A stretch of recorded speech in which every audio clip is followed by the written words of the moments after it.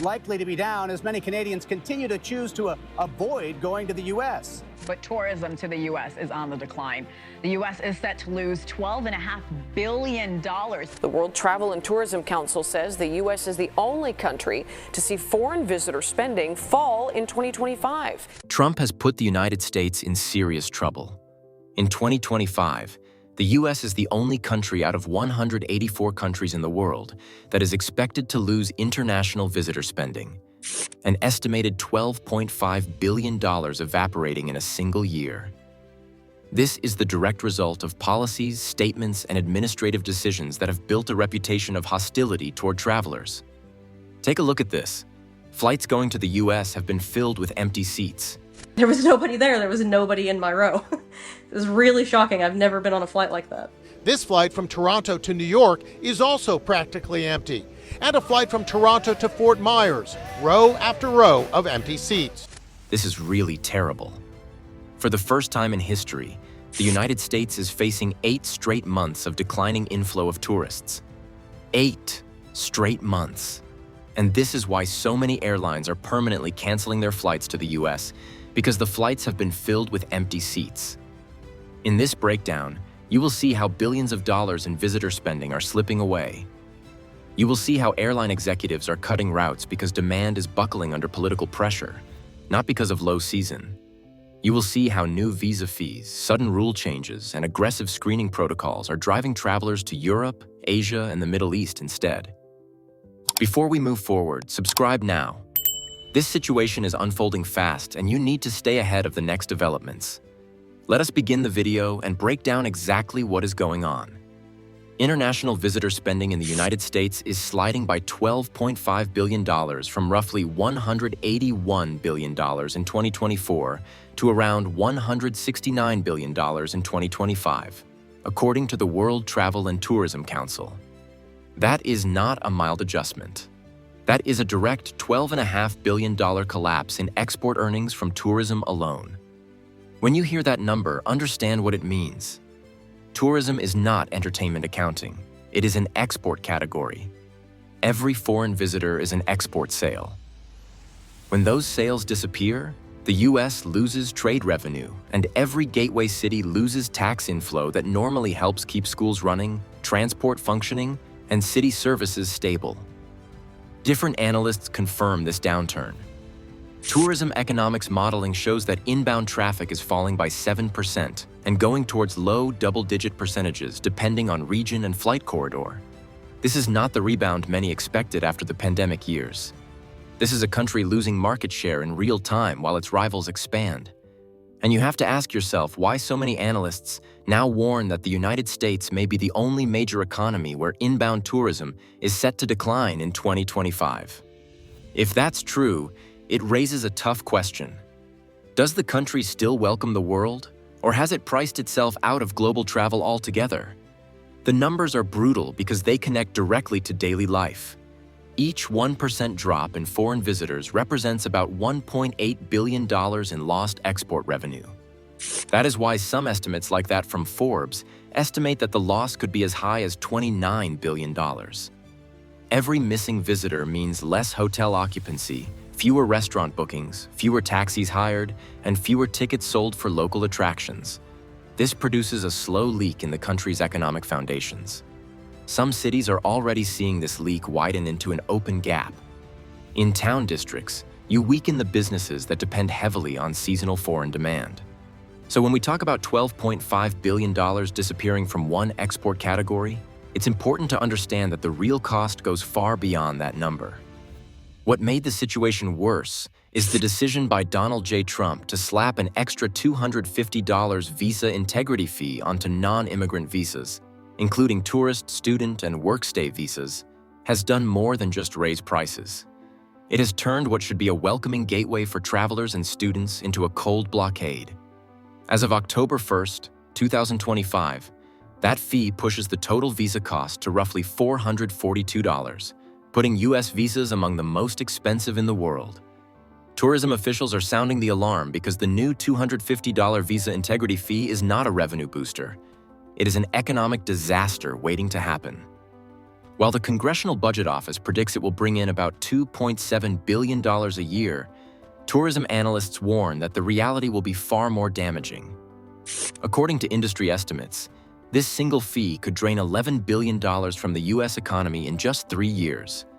That includes $9.4 billion in lost visitor spending and $1.3 billion in tax revenue that cities and states desperately rely on.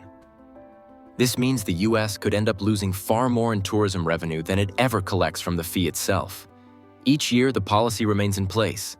Millions of people are quietly redirected toward Europe, Asia, and the Middle East, regions that actively compete for their spending instead of pushing them away. The long-term risk is serious.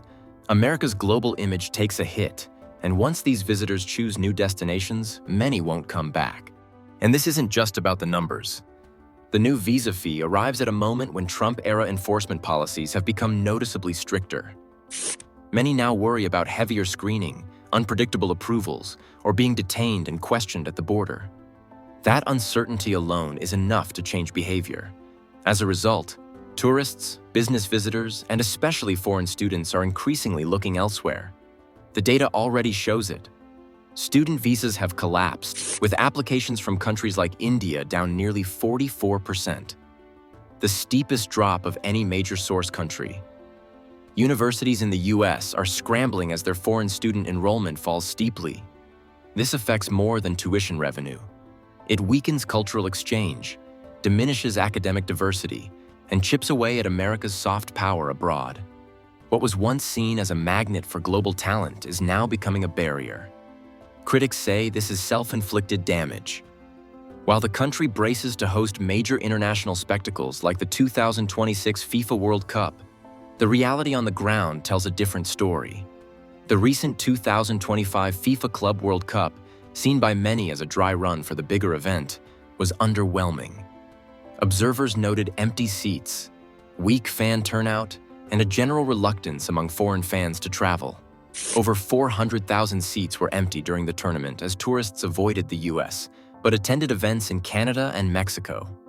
Many cited fears around immigration checks and run-ins with agencies like U.S. Immigration and Customs Enforcement. No one wants to risk complications for the sake of soccer. Add it all up: high visa costs, stricter immigration enforcement, fewer foreign students, and failing sporting events. The pattern is unmistakable. The U.S. is actively pushing the world away. What was once a global crossroads, a destination for tourists, students, and dreamers, is becoming a gated fortress. What is even more alarming is how many U.S. airlines have recently axed entire routes to U.S. destinations. Over the past months, several foreign carriers from Europe and North America have quietly begun reducing, suspending, or even terminating flights into the United States. Not for political drama or one-off technical problems, but because passenger demand simply collapsed. One clear example is Air Canada, which recently joined a wave of global airlines slashing US-bound routes. According to a 2025 report, Air Canada moved to reduce many flights to US cities because demand fell sharply. Similarly, WestJet, another large Canadian carrier, has suspended or canceled more than 20 U.S. routes as of early 2025, including flights from Canadian hubs to Orlando, New York, Las Vegas, and other popular U.S. destinations. But the retreat isn't just from North America's north. Even major European players have begun downsizing U.S. operations. Groups such as Lufthansa, British Airways, Air France, KLM, Iberia, and several others have cut frequencies or suspended flights to U.S. cities including New York, Miami, Los Angeles, Chicago, Boston, and Washington, D.C. Rather than maintaining service, many of these carriers are shifting resources to Latin America, the Caribbean, Canada, or within Europe itself, where demand remains stronger. For example, Air France KLM reportedly saw US-bound bookings dip by a few percent in mid-2025, prompting the airline to reduce transatlantic frequencies. This is not an isolated, small-scale reaction. It's part of a broader network-wide retreat by international carriers. Why is this deeply alarming? Because each canceled or scaled-back international route reduces the flow of foreigners into US cities and tourist hubs. With fewer international flights landing, hotels, tourist shops, Cultural venues and other businesses that depend on foreign visitors suffer, and often fast. The loss of just a few flights a week can mean entire blocks of demand vanish. Moreover, this pattern is eroding one of the core pillars of American tourism and global commerce. Historically, the U.S. has earned more from leisure tourism than from business travel. For decades, the country has relied on a balance between domestic trips and overseas visitors to support local economies, especially in gateway cities like New York, Miami, Los Angeles, and Chicago, but also in smaller towns that depend heavily on tourism.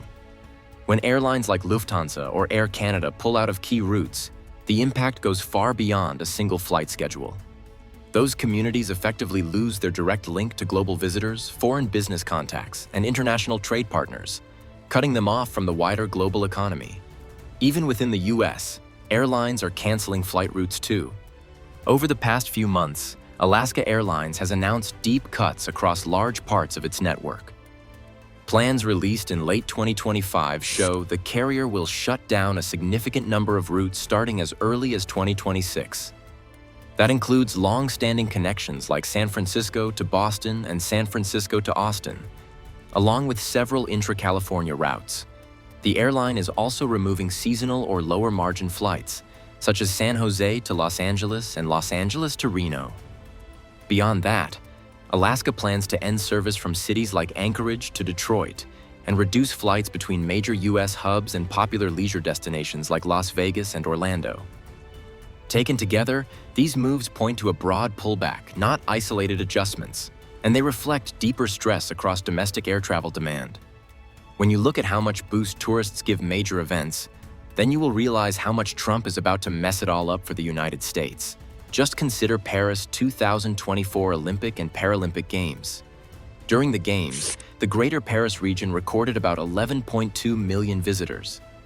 Of those, roughly 3.1 million were travelers made of tourists, not local day trippers. Paris hotels reported occupancy jumps, and the region enjoyed a dramatic spike in revenue from lodging, dining, transport, local tourism, and event-related commerce.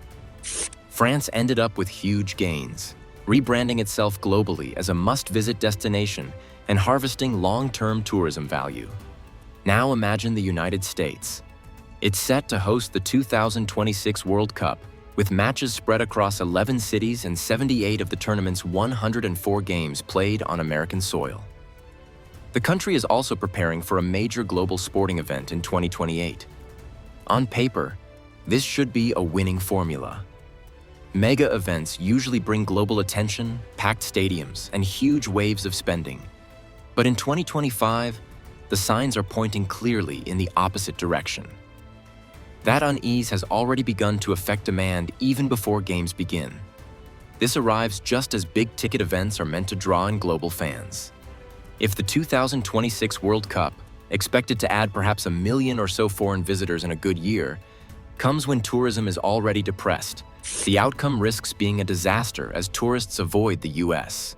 We can expect overpriced hotels, half-empty venues outside major metros, fewer match-day tourists wandering into city centers. Rather than streets buzzing with foreign languages, you may instead find expensive hotels and empty souvenir shops. That outcome would be more than embarrassing. It could deepen economic damage. Hotels, restaurants, transport, venue-adjacent businesses, all banking on a tourism surge, would miss the boost. Local governments counting on tax windfalls may find themselves short. For smaller cities, the promised regeneration and global spotlight could turn into wasted infrastructure and debt. Much of this stems from political choices, not chance. Trump's immigration stance only makes everything confusing. The tightening of immigration and visa policies, aggressive travel restriction rhetoric, rising fees, and a broader perception of the U.S. becoming unfriendly to foreigners. These are tied to Trump's agenda. In that sense, the risk isn't a market correction, it's policy-driven. In short, the U.S. is risking a very public misfire. When the 2026 World Cup begins and the 2028 games follow, the danger isn't chaos. It's emptiness. Half-filled stadiums, overpriced hotels with vacant rooms, and quiet city centers where energy should be exploding. That would mark a serious hit to America's image as a global host.